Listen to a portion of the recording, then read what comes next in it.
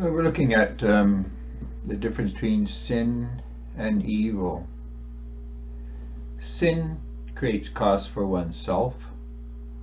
Evil creates costs for others.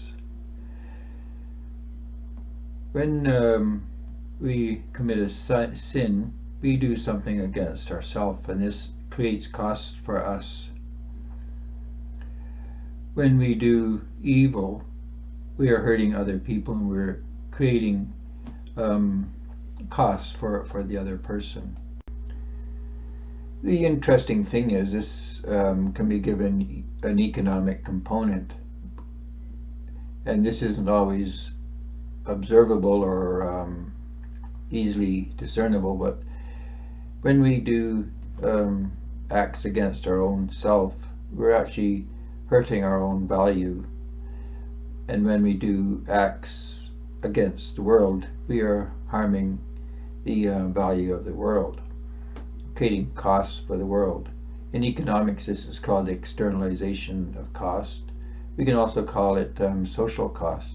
Social costs can be things like unemployment, taxation, debt, pollution, all these things that harm the value of the world. In this sense, the evil can be impacts against the value of the planet, meaning we could theoretically ascertain the value of the planet and know that if we do an act of evil, if we fraud or defraud or unemploy someone or externalize costs in some ways onto the society and future generations, that we could look at the value of the world previous to our act and the value of the world post our act and see a decline in the value of the planet. This isn't doable, of course, at this scale. So this is why God instituted the idea of the church. The church can be the global value of what we do and how we live, but it can also be scaled down to the local level, actually to the level of 2 or 3 people.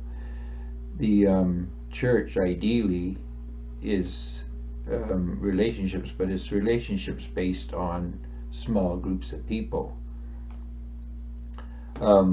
So if we have, say, a group of 5 people and we're helping each other out, we're like a social network or a church or a small group in the church sense. If we do something that defrauds another, we're not defrauding the other person as such. And this is where conventional thinking fails. We defraud the group, we defraud the church. Unfortunately, the economics we use doesn't make this clear, and this again is why the church was instituted by God. It's so that we can see, or I should say, so the group can see, the church can see, that we are not being charitable, we're not being Christian-like. Charitable isn't simply the idea of taking $2 and dropping it into a collection box. Charitable is being a positive impact on the economy of our group, and by extension a positive influence on the world. And when we say positive, we mean in an economic sense. The church is the body of believers, and when we help the church, when we do something positive, we're helping the body of believers, we're building up the body. So if we think of the church as an economic unit, then, or even as a business, to make things simple, then when we build the church, what we are building is the viability and the sustainability of the group. When we harm the group, when we harm the church, we're creating a disability for that group or that church. Think of a business. A business, say, is employing 10 people. Now, this helps society. If this was a church or part of a church, or just as a social sense of a social network, laying off 5 of that group has an impact on the viability of the 10 people. If we look at the 10 people as a unit, as a society or a church, this is where society has really failed, because when we look at a business, we look at the owner, we look at the suppliers, we look at the workers, we even look at the office compared to the floor workers,